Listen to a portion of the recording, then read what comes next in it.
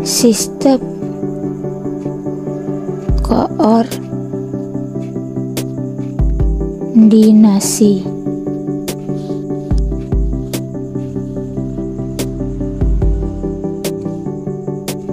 Mungkin kalau dilihat ya, dari sekian banyak pelajaran kelas 11 tentang sistem organ, mungkin ini bahasan yang paling banyak. Kenapa? Karena ada 3 sistem di dalamnya.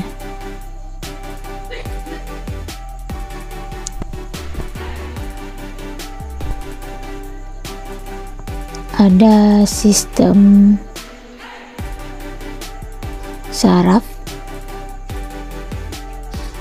sistem endokrin, sama indera, sistem indera atau panca indera. Kenapa mereka itu digabung? Karena mereka ini melakukan segala kegiatan yang membantu pengaturan aktivitas tubuh. Mungkin gampangnya seperti ini. Misalnya seorang peserta didik itu akan menghadapi ujian sekolah. Pasti ada rasa cemas yang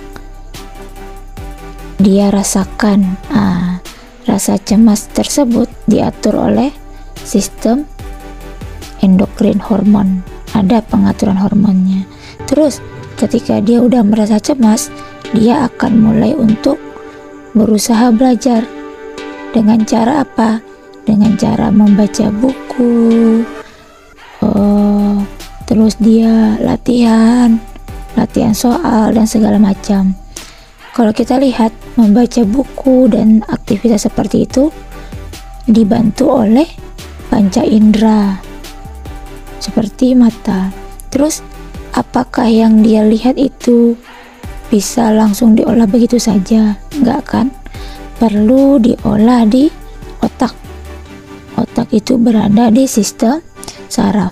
Jadi mereka semua ini bekerja sama untuk melakukan kegiatan aktivitas sehari-hari yang dijalankan oleh makhluk hidup seperti manusia.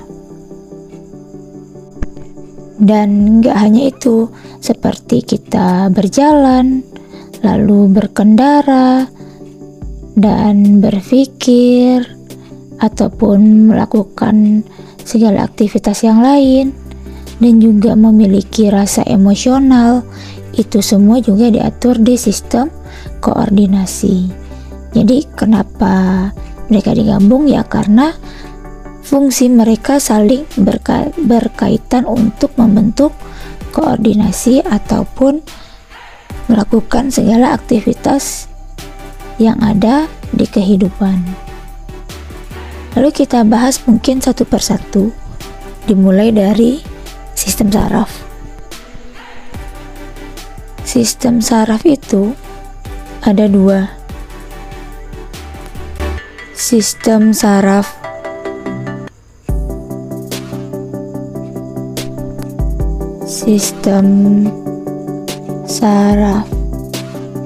pusat atau SSP, dan juga sistem saraf tepi atau SST. Jadi kesatuan dari sistem saraf pusat dan sistem saraf tepi akan membentuk sistem saraf. Tapi sebelum kita masuk ke sistem, seperti yang kamu ketahui, sistem organ itu tersusun dari beberapa organ yang memiliki struktur ataupun fungsi yang saling bekerja sama sehingga dibentuk suatu sistem organ. Jadi kita akan melihat dulu organ dari setiap sistem ini. Kalau sistem saraf pusat itu ada 2, otak otak dan juga sumsum tulang belakang. Sedangkan sistem saraf tepi, semua saraf kecuali otak dan juga sumsum tulang belakang. Apa maksudnya semua saraf?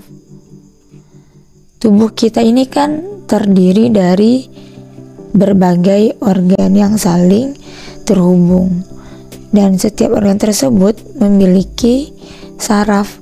Jadi segala saraf yang ada di dalam tubuh kamu, dimulai dari saraf yang ada di kaki, yang ada di mata, yang ada di lambung, ataupun di jantung, itu dikelola oleh sistem saraf tepi.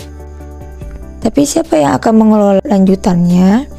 Itu akan dilanjutkan oleh pusat, yaitu sumsum tulang belakang sama otak. Jadi ibaratnya yang akan mengelola segala aktivitas itu pusat, tapi dibantu oleh sistem saraf tepi. Oke, ini gambaran secara garis besar yang akan dibahas di sistem saraf. Dan untuk bisa masuk ke organ, ini kan organ ya, ini nanti membentuk organ, kita harus memahami dulu semua ini disusun oleh sel. Selnya apa? Selnya adalah neuron atau sel saraf. Jadi untuk masuk ke otak sama ke sumsum tulang belakang dan saraf tepi, kita harus tahu dulu apa itu neuron atau sel saraf. Mungkin ini sebenarnya udah dibahas ya di jaringan hewan. Jadi kita hanya mengulang kembali, hanya mereview kembali tentang sel saraf.